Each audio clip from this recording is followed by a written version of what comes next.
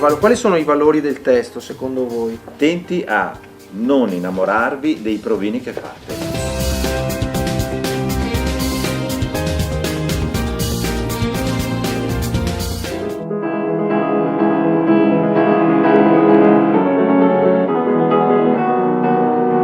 Ferma, adesso riponi la stessa cosa però all'ottava superiore.